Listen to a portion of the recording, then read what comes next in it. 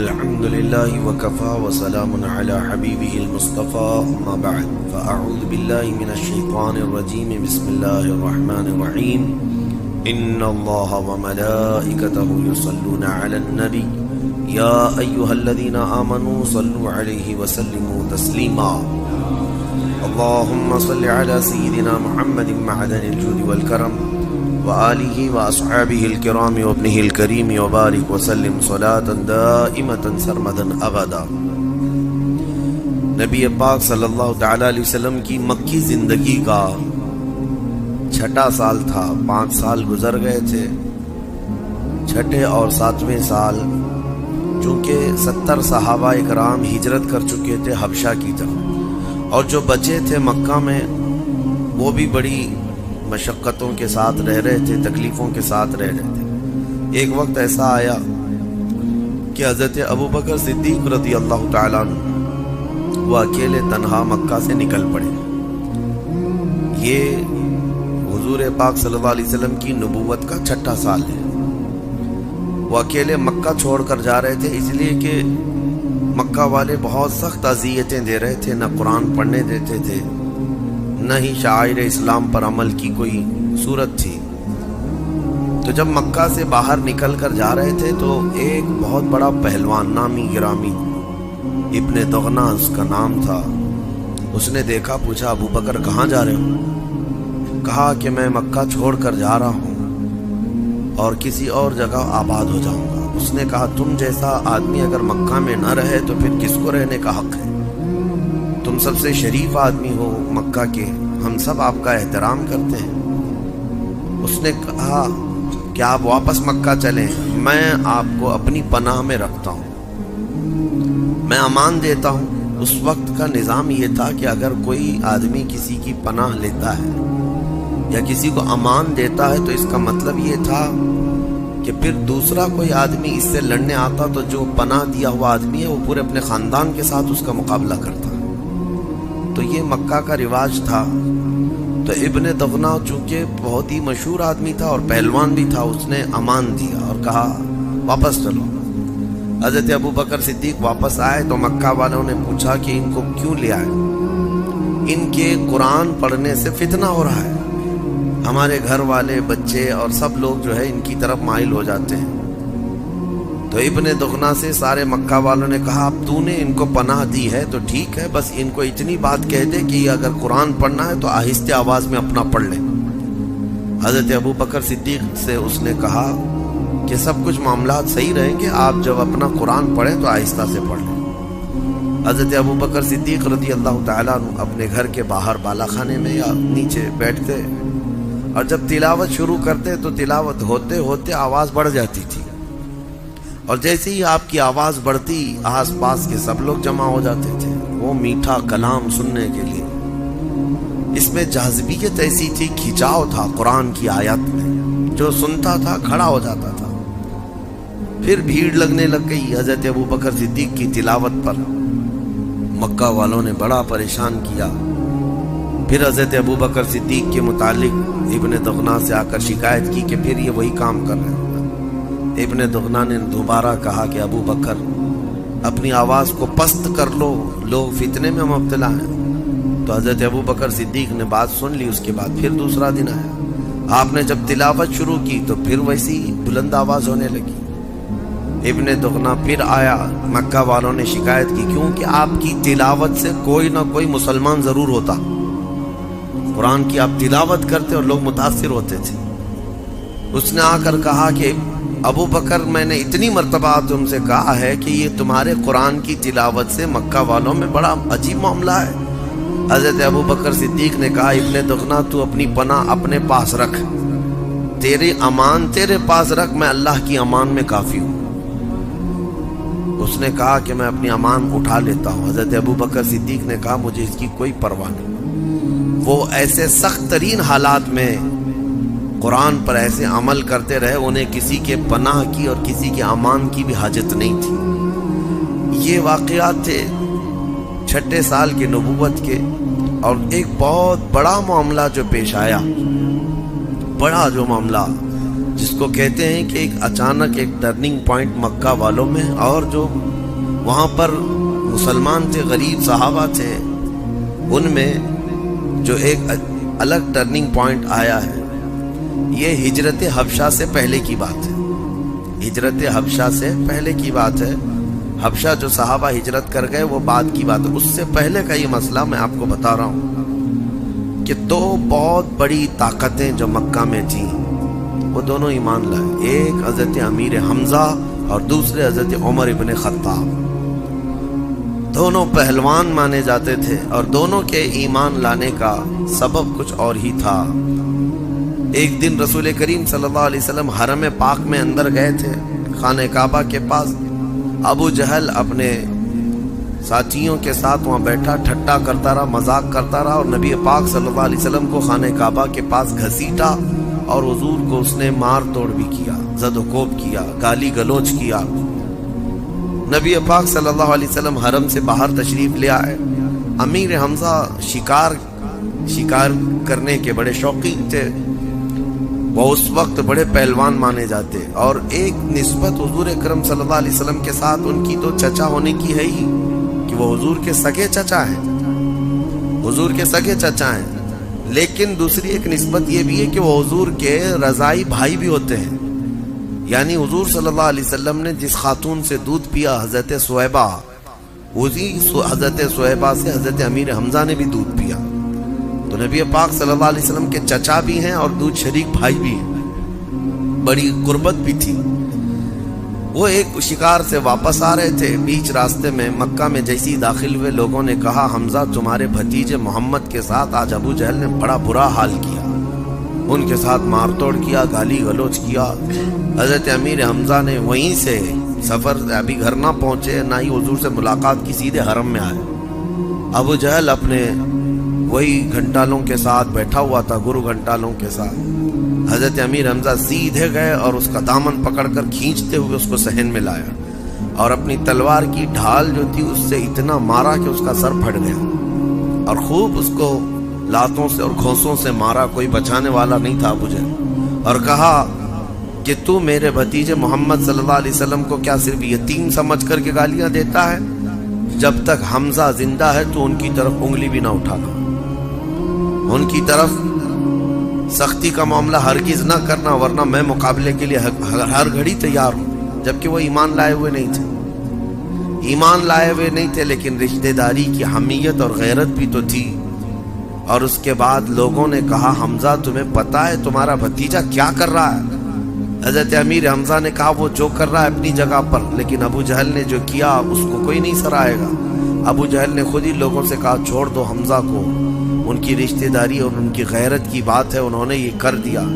واپس امیر حمزہ آئے نبی پاک صلی اللہ علیہ وسلم سے ملاقات کے لیے، حضور غمگین تھے۔ آتے ہی انہوں نے کہا میں نے آپ کا بدلہ لے لیا ہے، سنا ہے کہ ابو جہل نے آپ کے ساتھ بدتمیزی کی ہے، لیکن میں نے اس کو خوب مارا ہے۔ حضور پاک صلی اللہ علیہ وسلم خاموش سنتے رہے، چہرہ نہیں اٹھایا۔ امیر حمزہ نے کہا کیا آپ ابھی نہیں مسکرائیں گے؟ آپ خوش نہیں ہیں اس بات سے؟ نبی پاک صلی اللہ علیہ وسلم نے فرمایا میں خوش اس وقت ہوں گا جب آپ کلمہ طیبہ پڑھیں گے۔ امیر حمزہ نے اسی وقت کلمہ شہادت پڑھ کر کے داخل اسلام ہوئے، اور پھر اس کے بعد ان کے رجزیہ اشعار بھی تھے۔ وہ اتنا فخر کرتے تھے کہ اپنے ایمان لانے پر حضرت امیر حمزہ واپس حرم میں آئے اور چیخ چیخ کر کے بیان کیا کہ اللہ تعالیٰ نے میرے دل کو ہدایت دے دی اور میں سچے ایمان پر آ چکا ہوں۔ یہ امیر حمزہ رضی اللہ تعالیٰ عنہ کا ایمان تھا، اور نبی پاک صلی اللہ تعالیٰ علیہ وسلم کے ساتھ رہنے لگے، اور ایسے ساتھ جیسے ایک باڈی گارڈ ہوتا ہے حفاظت کے لیے۔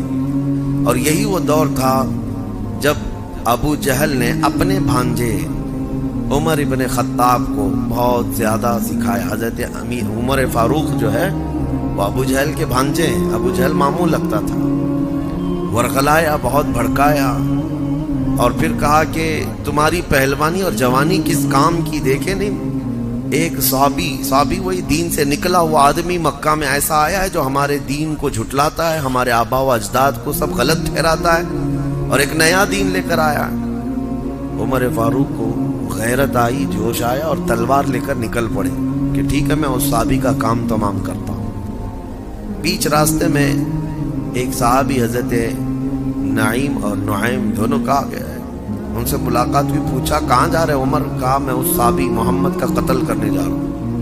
انہوں نے دیکھا عمر بڑے غیظ و غضب میں ہے، جلال میں ہے اور غصے میں ہے، اور یہ جب غصے میں آتے ہیں تو مکہ والوں کو معلوم تھا کہ یہ بہت سخت ترین آدمی ہے، پہلوان ہے۔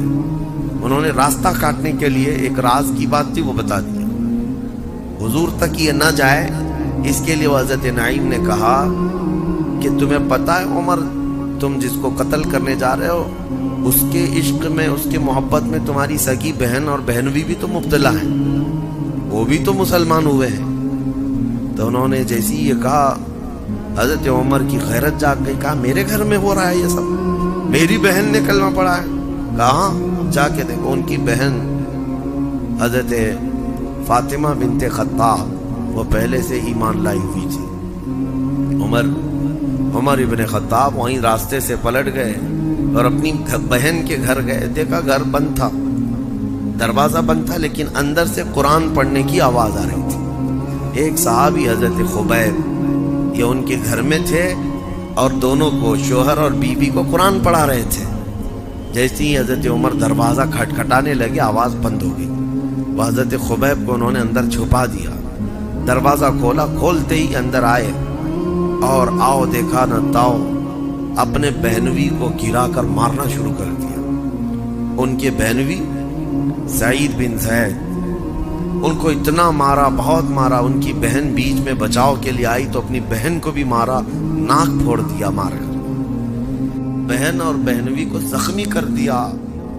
اور اس کے بعد پھر جب خود کو رحم آیا کہ میں نے اپنی بہن اور بھائی کو اتنا مارا ہے، اٹھے تھک کر کے بعد میں پھر اپنی بہن سے پوچھتے ہیں اچھا ٹھیک ہے چھوڑ دو، جو کلام تم لوگ میرے آنے کے وقت یہاں سن رہے تھے وہ کلام سناؤ، کون سا کلام ہے؟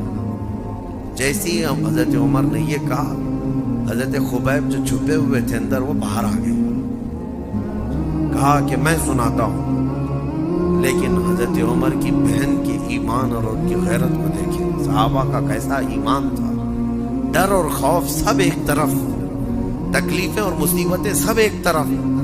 بہن نے کہا آپ کو اس کلام کو سننا ہے تو آپ کو پاک ہونا پڑے گا، آپ پہلے پاک ہو جائیں، پاک ہو جائیے۔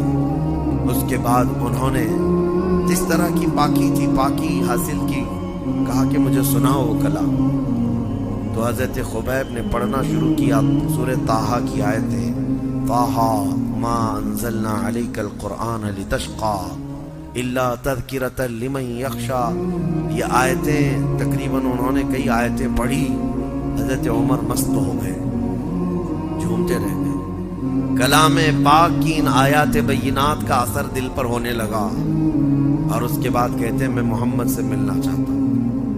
تو حضرت سعید بن زید جو بہنوی تھے وہ حضرت خبیب ان کو لے کر کے چلے، نبی پاک صلی اللہ تعالیٰ علیہ وسلم اس وقت بھی حضرت زید بن ارقم کے گھر میں تھے، اور حضرت امیر حمزہ دروازے پر پہرا دے رہے تھے، وہ پہلے ہی مان لائے ہوئے۔ تو حضرت عمر تلوار لٹکائے تیزی سے آنے لگے، تو امیر حمزہ نے بھی تلوار نکال لی، اندر سے آوازیں آنے لگ گئی کہ عمر آ رہا ہے، عمر آ رہا ہے، پتہ نہیں کیا ہونے والا۔ تو حضرت امیر حمزہ نے چیخ کر کہا عمر آ رہا ہے، تو حمزہ بھی کھڑا ہے، اور یہ کہا کہ اگر اس کی نیت اچھی ہے تو میں استقبال کروں گا، اور اگر بری نیت لے کر کے آ رہا ہے تو میری تلوار سے وہ بچ کر نہیں جائے گا۔ امیر حمزہ دروازے پر تان کر کھڑے تھے، نبی پاک صلی اللہ علیہ وسلم اندر حجرے سے آواز لگاتے ہیں امیر حمزہ کو کہ آپ اپنی تلوار نیچی کر لیں، اس لیے کہ اللہ نے مجھے یہ حکم فرمایا کہ عمر آپ کے پاس آئے گا اور اسلام کے ساتھ آئے گا۔ نبی پاک صلی اللہ علیہ وسلم نے ایک دن پہلے دعا کی تھی، اللہم اعز الاسلام باحد من العمرین۔ ابو جہل کا نام بھی عمر ہے، ابو جہل کا نام بھی عمر ہے، عمر بن ہشام، اور حضرت فاروق اعظم کا نام بھی عمر بن خطاب۔ حضور نے یہ دعا کی تھی کہ اے اللہ دونوں عمروں میں سے کسی ایک عمر سے اسلام کو عزت عطا فرما دے، اور حضور کی دعا یہ حضرت فاروق اعظم کے حق میں قبول ہوئی۔ دونوں عمروں میں سے کسی ایک عمر کے حق میں اللہ تعالیٰ اسلام کو عزت بخشا بھی، اور یقیناً حضرت عمر کے اسلام لانے کے بعد جو معاملات ہوئے، ٹرننگ پوائنٹ جس کو کہتے ہیں، امیر حضرت عمر فاروق آئے بارگاہ مصطفیٰ میں، تلوار زمین پر رکھ دی اور گھٹنے ٹیک دی اور کہا آپ جس چیز کی دعوت دیتے ہیں میں کوئی سوال نہیں کرتا، مجھے بھی اس دعوت دیں اور وہ کلمہ پڑھائیں اور اپنے غلاموں میں شامل کر دیں۔ یہ حضرت عمر نے جیسے ہی یہ کہا، صحابہ جو اندر بیٹھے تھے وہ تقریباً 40 کے قریب تھے، اتنی تیز آواز میں انہوں نے نعرہ لگایا تھا کہ مکہ میں گلیوں میں یہ آواز گونج گئی، سارے سن پڑے، اللہ اکبر کی آواز اتنی زور تھی۔ اور دیکھیں سب سے پہلا کام حضرت عمر کے اسلام لانے کے بعد ہوا کیا؟ آپ نے کلمہ طیبہ پڑھا، اور اس کے بعد نیکسٹ جو سب سے پہلا کام ہے، حضرت عمر نے پہلے ہی پوچھا یا رسول اللہ صلی اللہ علیہ وسلم، اسلام حق ہے، ایمان حق ہے، تو اس کمرے میں نہیں، ہم علل اعلان حرم میں جا کر نماز پڑھیں۔ حضور اکرم صلی اللہ علیہ وسلم نے ان کی بات مان لی، کہا کہ چلو۔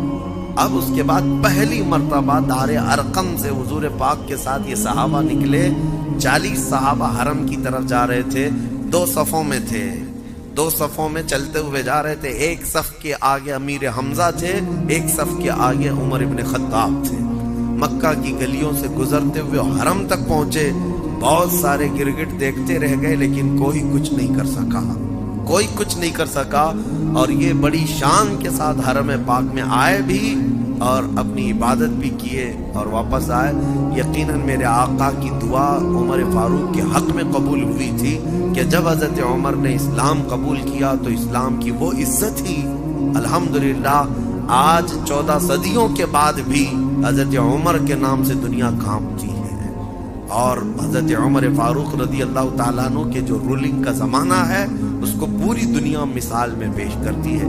یہ 2 اہم واقعات 7ویں نبوت کے 7ویں سال یا 6 سال پیش آئے تھے، اور اس کے بعد نبی پاک صلی اللہ تعالیٰ علیہ وسلم کے سوشل بائیکاٹ کا زمانہ شروع ہوا، اور اس کے بعد جو حالات ہوئے، حضرت بی بی خدیجۃ الکبریٰ رضی اللہ تعالیٰ عنہا کے انتقال اور جناب ابو طالب کے انتقال کا معاملہ آیا، یہ سیرت کا حصہ تھا۔ انشاءاللہ العزیز اس کو کل عرض کرتا ہوں۔ وآخر دعوانا ان الحمد